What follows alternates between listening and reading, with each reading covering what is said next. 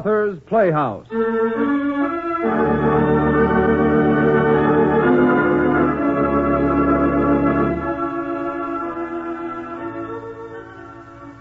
Jim, your pa and me, we come to Arizona hoping to make a new start, build up a big cow ranch. He'd be mighty proud to have his own this boy do that in his place. You will try it, won't you, son? I sure will, Mom. I'll do just like Pa'd want me to.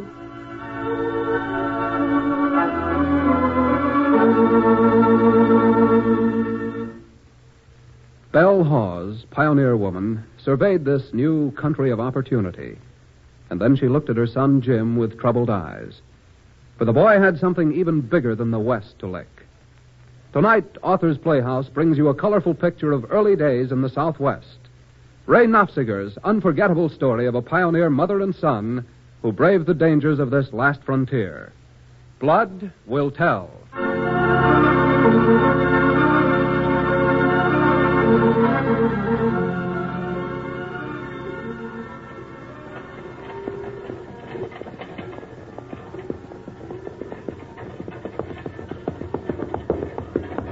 That grass over yonder's so high, them heifers is well nigh belly deep in it, Mom. Oh, it's good grass, son. Almost as good as what we left behind us back in Texas. Then why can't we stop and start our spread right here, Mom? 'Cause this don't belong to us. Place your pa picked out for his ranch, and he come out here last winter's further west. Even past Fort Kirkman a little bit, way up in the mountains. Is it pretty, Mom? Well, I never laid eyes on it myself, but your pa says the homestead he filed is plumb across the canyon mouth, and the prettiest little creek runs right down the middle of the canyon. Why don't Pa hurry and get back? He's been gone 3 days now. Well, he's got business to tend to, son. Maybe we'd better camp here and wait for him. Mag's sore hoof ain't getting no better, and it won't hurt her none to rest. This little bench is as likely a spot as I've seen. Patches could sneak up on us mighty slick through them clumps of saccaton and bear grass. Oh, we don't need to be afeard, son. The soldiers got the Patches all on the reservations and plumb quieted down now. You reckon Pa'll be back tonight, Mom? I hope so. Listen. Hand me that rifle, son. Here it is. They're white men, Mom. 2 of them. This is Arizona, and it don't pay to take no chances. It's fair enough, strangers. I got you covered. We're friends, ma'am. We got something to tell you. Alone. This is my son. You mean you don't want to have him hear what you got to tell? That's the way it stands, ma'am. Son, you better get out and loose herd them heifers.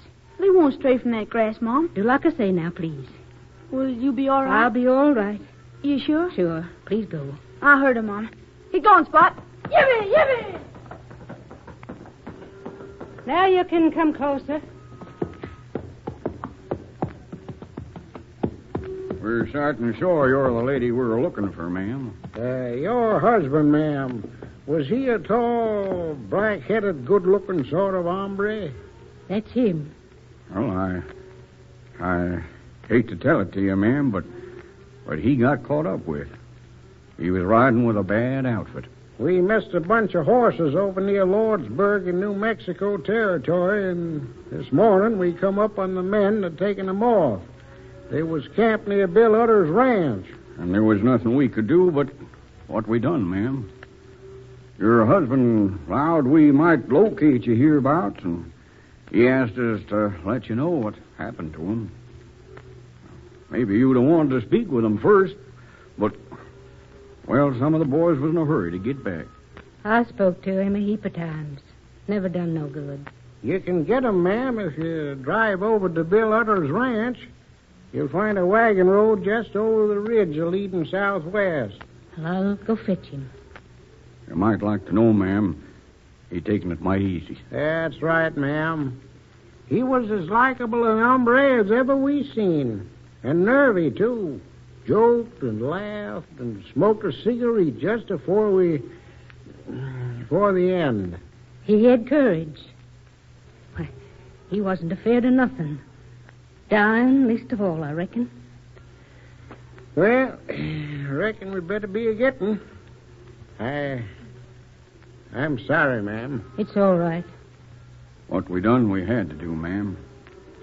When a man steals a horse... I know. I ain't blaming you none. If there's anything we can do to help you and the boy, ma'am... We can fend for ourselves, thank you, just the same.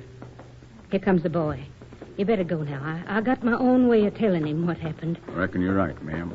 Well, adios. Adios, ma'am. What did they say, Mom? Get off and sit, son. I got something to tell you.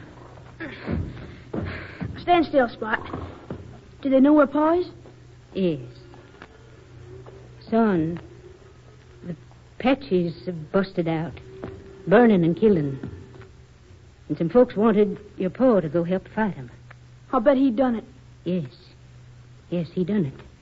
In Arizona, every man's got to volunteer and go out and fight whenever the Apaches is off the reservation. Son, your pa was killed fighting 'em. He won't never be coming back to us no more, alive. Oh, Mom. You had a brave pa.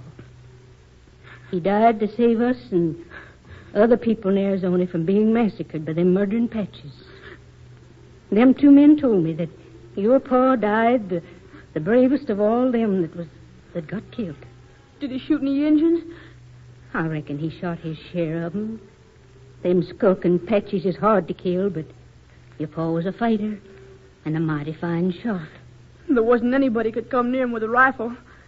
I'd like to run into that outfit Apache sometime. Oh, Mom. Don't take it so hard, son. In a little bit, I'll be driving over to bring your pa back here. We'll dig a grave for him here in the place where we got the word that he got killed. I'll go with you, Mom. No, you better stay here and loose herd the cattle. You got to be the man of the family now. Don't you be too sorrowful. 'Cause your pa, he died the way a brave man ought to die. All his life, he was a respected man, honest man. Always remember that. And remember this. What's yours is yours. And what somebody else's is theirs. And you got no right to it. I'll remember, Mom. Your pa come from high up folk. Educated, too. Not like me, who can't read or write. Yes, they was mighty fine people. It'll be easy for you, son. Just remember that. 'Cause blood'll tell.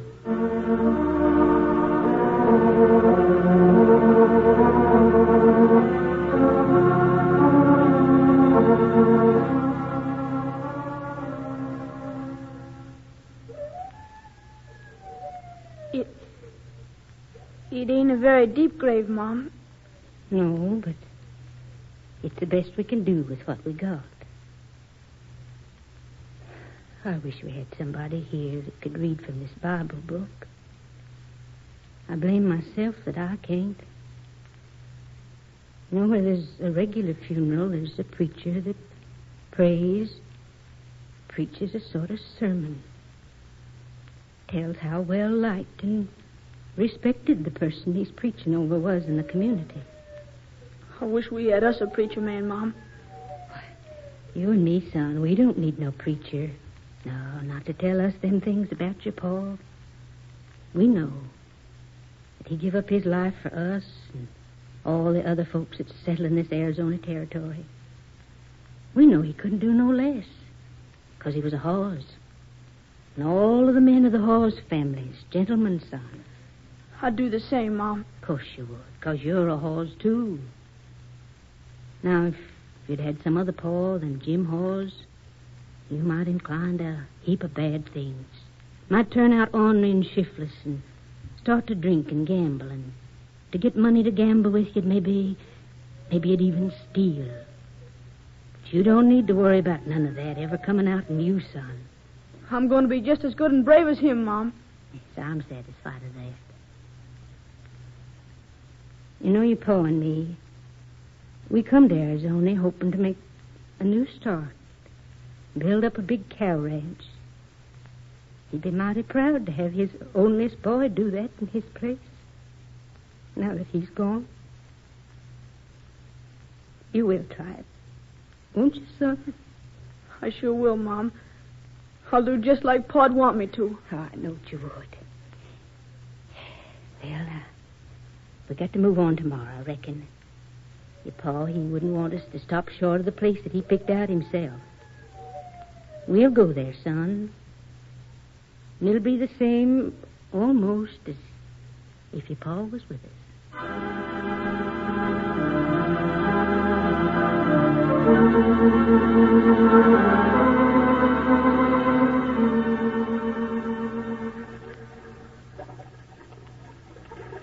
It's just like Pa said it was, ain't it? Yeah, just like I pictured in my mind.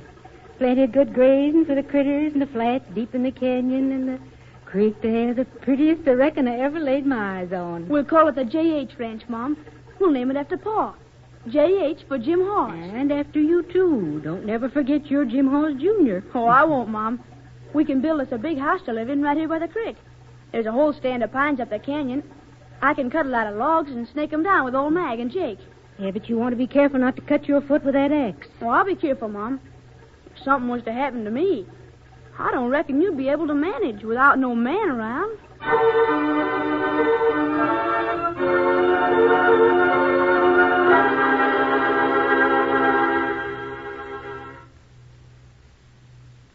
Son, we've been here now on our ranch for 6 months. And between what you hunted and the washing I've been able to do at the fort for flour and salt, we've just made outright good. We'll make out better next year, Mom. We got a good calf crop, and I'll ride close herd on 'em this winter so the wolves won't get 'em. Well, that's what I wanted to talk to you about, special like. There's something that I'll always feel ashamed for. And that's not being able to read out of the Bible over your pole. You needn't feel no shame for that, Mom. Well, I do, just the same. Now, it's a right smart trip to the fort school, but not for a boy that can ride like you. And when you're a growed man and you should get to be a long ways off from home, I'd admire to get letters from you in your own writing. I could get somebody to read 'em to me. Them critters need looking after every day. And I would never leave you, Mom. Oh, but you can't tell, son. Likely be times when you just got to be away. Maybe off fighting patches like your pa. And if over and above reading and writing you used to learn ciphering, why, it'd come in handy whenever you had a bunch of cattle to sell. Buyers, knowing that you wasn't able to figure, might take advantage of you. Won't it cost a heap of money, Mom? For books and slates and pencils? Well, long as them officers down the fort like to wear their linen clean, I reckon we won't have no trouble managing, son.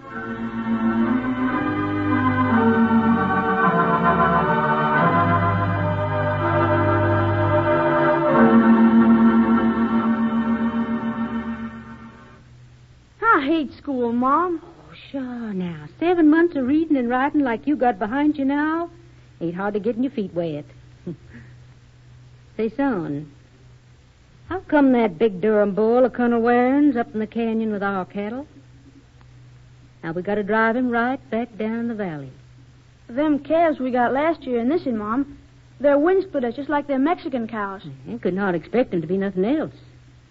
That still don't explain how Colonel Waring's bull strayed so far. Well, he's got so many bulls. One more or less ain't gonna make no difference to him. I driv him up the canyon. It ain't like we was stealing the critter. No, it ain't stealing, exactly. But if you studied out like your pa would, keeping that bull with our cows about the nice thing there is to stealing. Now, the colonel paid big money for that Durham. Maybe you might ride over and arrange to make a trade with him for a good bull calf. You reckon maybe he'd... Well, I don't know, son, but I just talk to him right out and tell him that you was fixing to keep his bull up in the canyon. But you turned it over in your mind, and being the son of Jim Hawes, you reckoned it wouldn't be honest.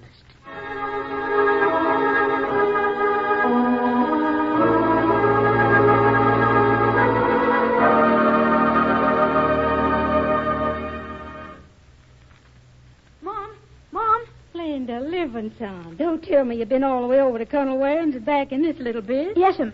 Mom, the colonel was going to give me a good calf for a reward for bringing back his bull. But I told him out, like you said, that I drove him up the canyon, a purpose. And what'd he say then? He just laughed fit to bust. And he told me I could go over where his roundup wagon's working over on Cherry Creek and pick out 2 of his young Durham bulls. And we can pay for them with some steers next fall. Well, I think you done a smart job of trading, son. I think you'll own maybe half of this mountain someday. I'm planning to own the whole mountain, Mom. Colonel Waring, he can have the valley. Well, men folks see ahead further than women do. Now, me, I'd be satisfied with just a small ranch. But the son of Jim Hawes, he'll never stop short of a big outfit. It's the blood in a man that tells.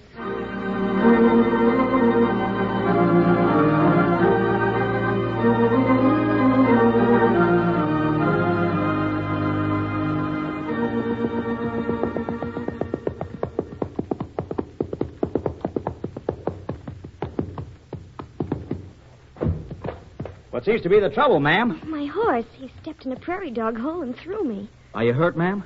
No, not much anyway. When I saw the dust your horse was kicking up, I thought at first you might be an Apache. No, I'm Jim Hawes. My mom and me, we own the J.H. spread up the mountain at the mouth of the canyon. I'm Elise Kinnaman. My father's Captain Kinnaman. He's retired from the Army, and we have a ranch over beyond Cherry Creek. We just moved in a month ago. Yes, I watched him build a house. Someday I'm going to build one just like yours for my mom. Isn't your father living? No. Now, he was killed fighting Apaches while we was coming out here from Texas. That was 6 years back. And you and your mother came out anyway and established your ranch? Yes, sir. Drove out 100 head of Sonora Longhorns, but we made a trade with Colonel Waring for some Durham stock, and now we most got all the breast pop and strain bred out, and now we got 500 head. But you couldn't have been anything more than a boy. I was 12. I'm 18 now. I'm 17. Do you go to the Fort School? Yes, sir. Do you, you be going as soon as school starts again? Oh, I'd like to, but the captain says I've got to go to finishing school back in the East. He's quite determined to make a lady out of me. Oh. But I'll spend all of my vacations out here. And you can come to see me. And we can take rides together. Yes, ma'am. Well, I better be getting you back to your ranch, or your pa'll be worrying about what's happened to you. Especially if he sees your horse come in without you. Can your horse carry us both? Oh, yes, ma'am. Peter ain't so young as he used to be once, but he can still carry double.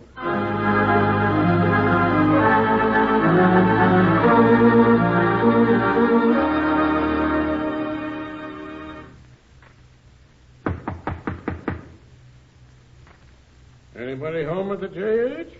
Well, Colonel Waring, come on in and sit. I declare I ain't seen you in a month of Sundays. Thank you, Mrs. Hawes. I expect it'll be cooler right here on the gallery. Can I make you a cup of coffee, Colonel? No, thank you. Things haven't been so good with you this past year, have they, Mrs. Hawes? Why, I wouldn't go so far as to say that, Colonel. Well, never mind. I know they haven't. How old is young Jim now? He's just turned 21, Colonel. Man in years now. Though the Lord knows he's been a man in everything else since his pa got killed. That's what I wanted to talk to you about, Mrs. Hawes. You see, I knew Jim Hawes, your husband, back in Texas before he married you. Oh, no. I knew him very well. I even know how he died. Oh, Colonel Waring, you won't tell him. Promise me you won't tell him. He thinks his pa was killed fighting Apaches. And if he was to learn the truth that his pa was hung for a horse thief, I'd die. Think what it would do to him, Colonel Waring. Well, Mrs. Hawes, surely you don't think that I'd be the means of him learning something that's best hidden? I didn't think so, Colonel Waring. I really didn't think so. Well, I wouldn't bring it up now. Only I think there are some things you should be told. I know how Jim's been neglecting the ranch. You know that, too. But do you know he's been running around with a wild gang that hangs around the saloons off the military reservation? Yes, I know. He's high-spirited like his pa. I've fought it, Colonel Warren. I've fought it every waking minute of the day. I've tried to rear him right. I was even hoping that Son and Elise Kinnaman might get married as soon as she finishes school next year. Well, there's nothing to stop it. Nothing that I can see. So far, Jim hasn't gotten into any real trouble. He's been in a fight or two with the soldiers from the fort, but he hasn't done anything criminal. But he's been drinking and gambling, too. And that can lead to anything. He's Jim Hall's son, Colonel Warren, and the urge is there. It's my fault. There's something I should have done when I first seen this wildness coming on him.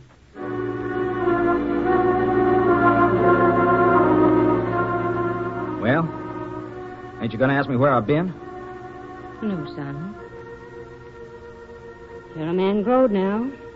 Where you go and what you do is your own business.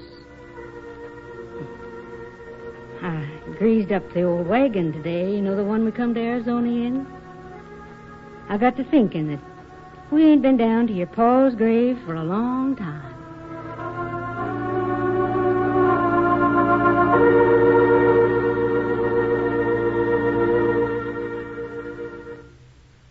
You can't hardly make out the mountain no more, Mom. Yeah, it's been more than 9 years since we laid your pa to rest here on this bench. And I got to thinking, son, that it might be a good time to come down here again. I got to thinking it might hurt your pa if he knowed that the company his onlyest son was a-keeping. You know I ain't been doing right. Yes.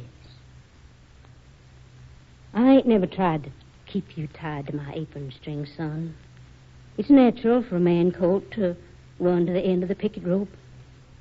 But there's things the son of Jim Hawes can't do. Low-down things.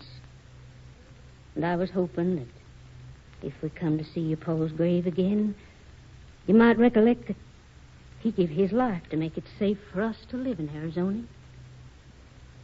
Why don't you never ask me to behave myself, Mom, when it makes you feel bad when I don't? I ain't got the right, son. Be like asking you to pay a debt you don't owe. Whatever you do, you'll always be my boy. If you ever do anything wrong, I'll know that it's only 'cause I failed and wasn't able to take the place of your pa. You don't need to worry no more, Mom.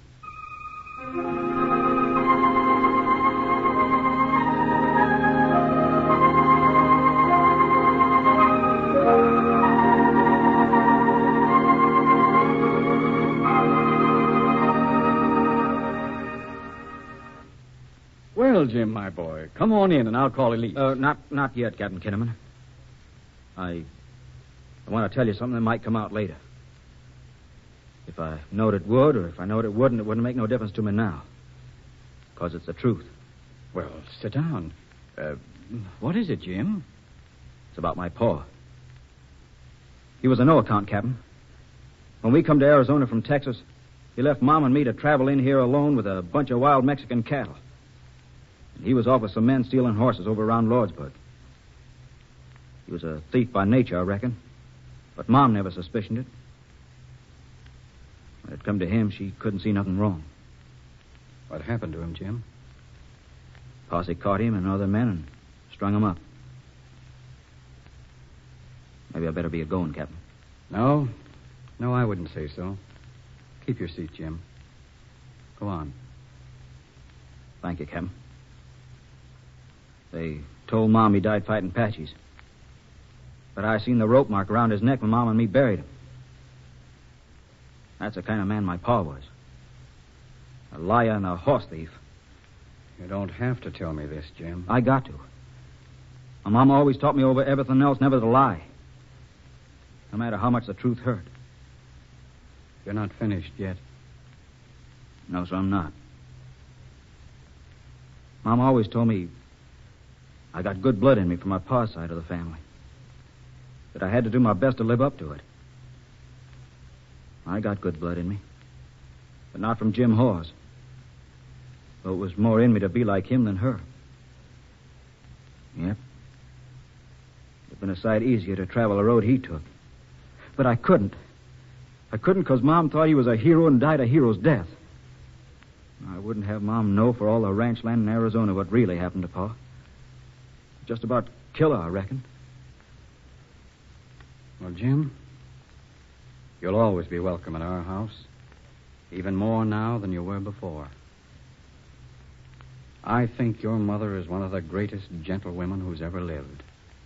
Greater than it's possible for a couple of mere males like us to appreciate. Well, thank you, Captain Kinnaman. And as for you, you rascal, I think you're the finest young man around the fort. And the most ambitious. Someday you may own a ranch as large as Colonel Waring's. Captain Kinnaman, I've just decided to add the Colonel's spread to the J.H. just as soon as I've circled the mountain. If the lease is willing to change your name from Kinnaman to Hawes, why, I got to make that H and J.H. amount to something.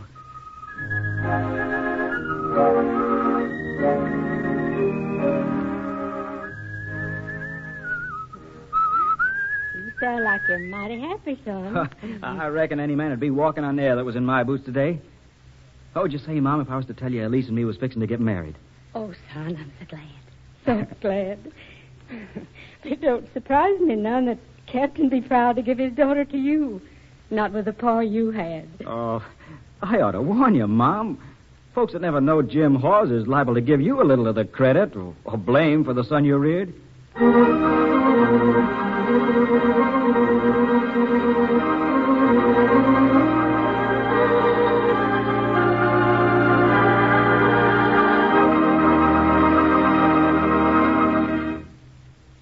You have heard Ray Nafziger's short story, Blood Will Tell, adapted for Authors Playhouse by W.C. Simpson and directed by Mr. Norman Felton. Belle Hawes was played by Miss Hazel Doppheide. Jim, as a boy, by Master Leonard Smith, and as a young man, by Mr. Ralph Camargo. Others in the cast of Authors Playhouse tonight included Miss Jane Webb, Mr. Sidney Elstrom, and Mr. Carl Cronky. The music was arranged and played by Mr. Elwin Owen. Next week, same time, same station, Authors Playhouse will bring you Marcel Wallenstein's gripping short story, The Connemara Black Fly.